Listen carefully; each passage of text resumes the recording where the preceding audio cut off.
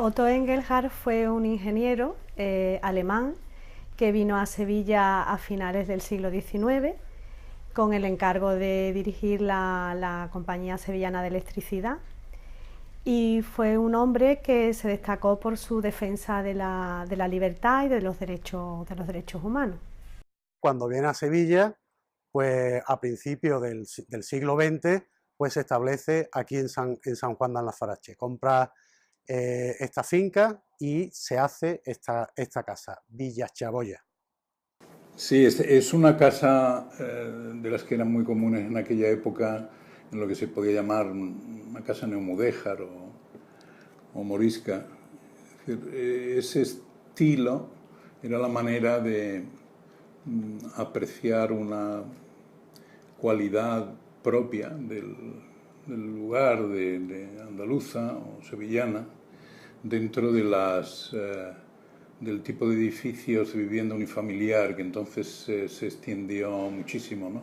Bien en algunos barrios exteriores en la ciudad, como el Porvenir, por ejemplo, o en el área del Aljarafe, ¿no?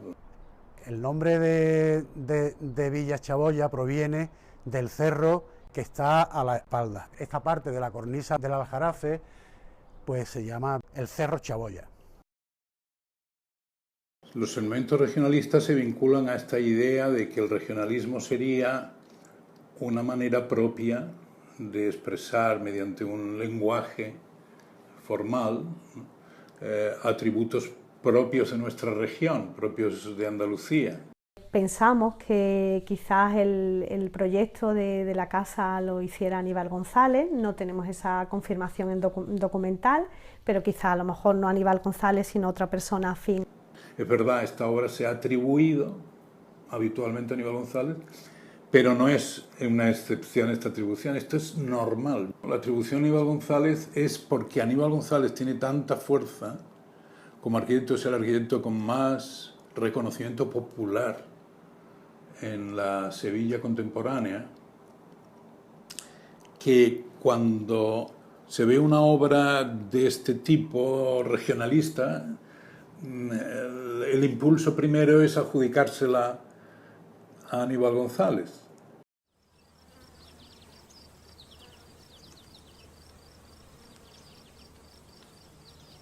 Otto Engelhardt para mí era una persona muy fascinante, porque era una persona que vino de Alemania al final del siglo XIX y vivía aquí en Sevilla, todo el tiempo viviendo aquí en Sevilla hasta los años 30. Otto Engelhardt era ingeniero, estudió ingeniería en Alemania, en Brunswick, y hay que enmarcarlo en el momento del gran desarrollo industrial y comercial que tuvo Alemania, el Imperio Alemán, que es donde él vivía. Junto a otro grupo de alemanes, llegaron a la ciudad de Sevilla para trabajar en una serie de proyectos que cambiarían la fisonomía y la visión de Sevilla. San Juan de Alnafarache, a principios del siglo XX, que es cuando Otto Engelhardt se establece en San Juan de Alnafarache, era un pueblo industrial.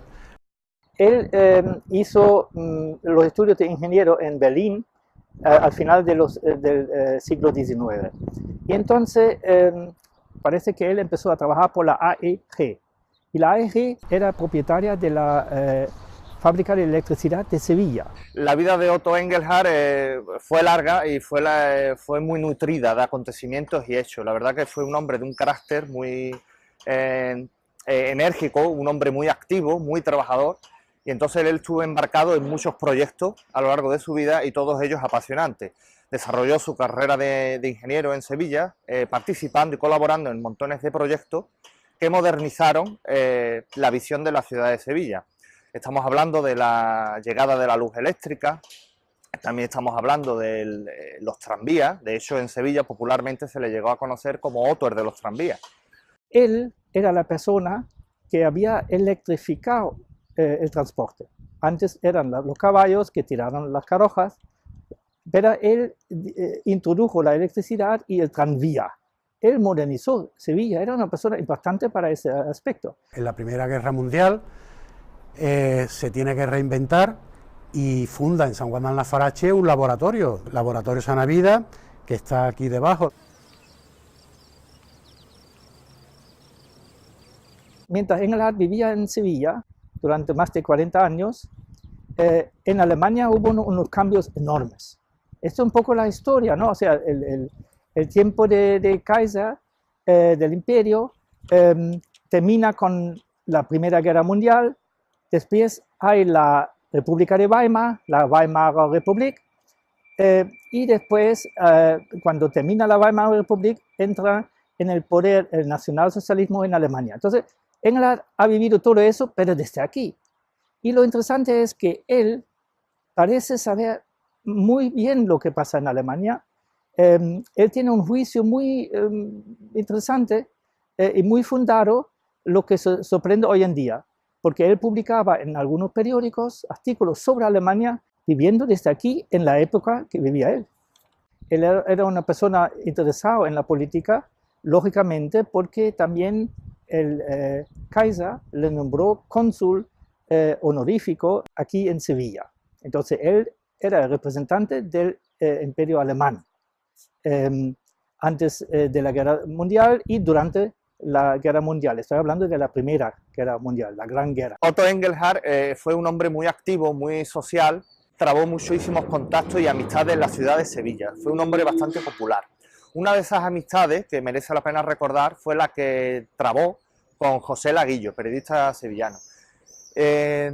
Fruto de esta relación, de esta amistad intensa, fueron los numerosos artículos y colaboraciones periodísticas que realizó Otto Engelhardt en el periódico El Liberal, en el cual él exponía sus artículos políticos, sobre todo con una crítica feroz hacia el nazismo, que ya se estaba desarrollando en su Alemania natal, pero también criticaba y opinaba de cuestiones internas de España. Era el momento en que la Segunda República se estaba afianzando, con más dificultades que facilidades en nuestro país, y él seguía muy atento a esos acontecimientos.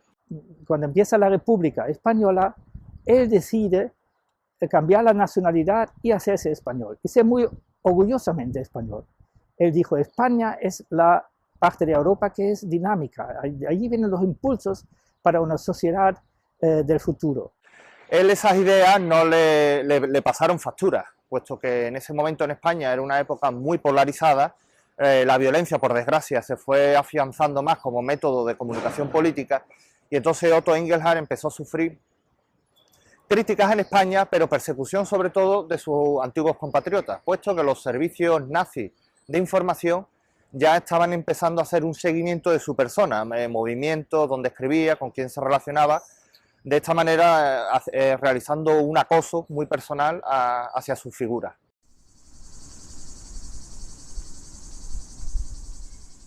Cuando vino el Zeppelin a Sevilla, que era ya en tiempos de Hitler, el Zeppelin se le ocurrió dar una pasada por la casa de San Juan, porque allí vivía el excónsul.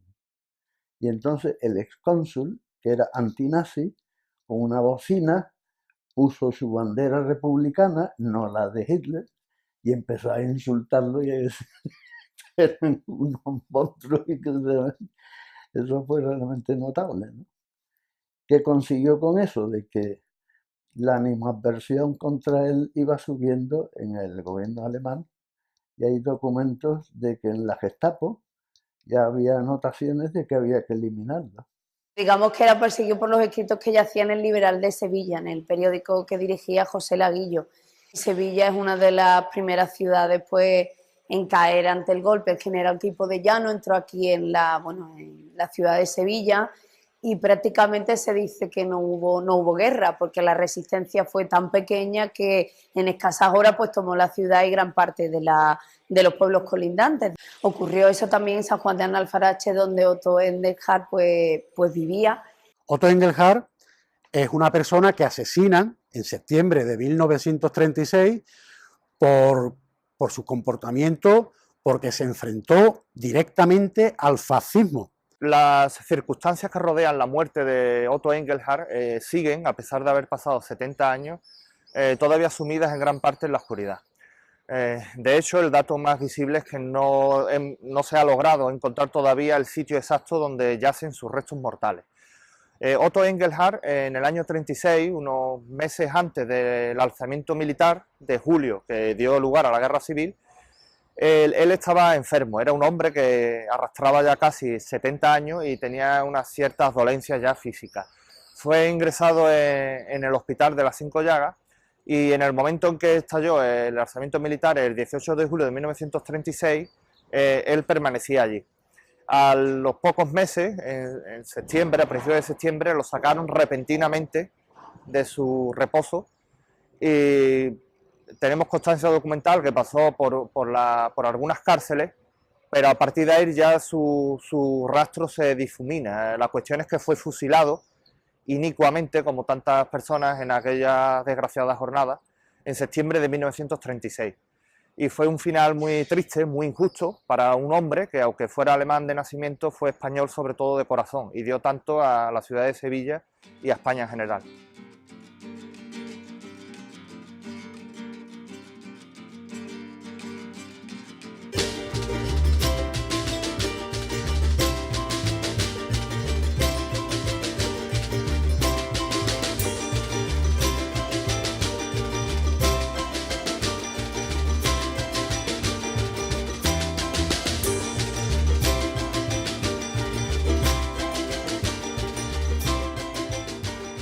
Estamos ante una villa que está en muy mal estado, debe ser cuidada, salvada, restaurada y vinculada ¿a qué? No a una condición genérica de arquitectura regionalista, sino al valor singular que tiene en tanto en cuanto nos encontramos con que Otto Engelhard fue un personaje valioso para nuestra historia contemporánea. Villa Chaboya es la memoria física de lo que fue Otto Engelhard. Aparte del significado certero y concreto de que era su vivienda familiar, al paso de los años y de las décadas, y sobre todo con el silencio y el aislamiento que ha sufrido su figura, Villa Chaboya cobra entonces un nuevo significado. Es el significado de la memoria, de la vida de Otto Engelhard. El proyecto por el cual se recuperara este edificio supondría no solo una recuperación material, sino también una recuperación histórica. Son espacios, símbolos, que son esos retratos de la historia que están casi prácticamente borrados. Yo creo que Villa Chaboya es importante para recordar, ¿no? Para no olvidar, para que sea como un referente de la memoria, y esos valores también que hemos comentado antes que Otto representa y simboliza, ¿no? Como el de la democracia, la libertad, la paz, son cosas que son universales y no debemos olvidar, y eso todo lo representa Villa Chaboya. 1, 2, 3, sí.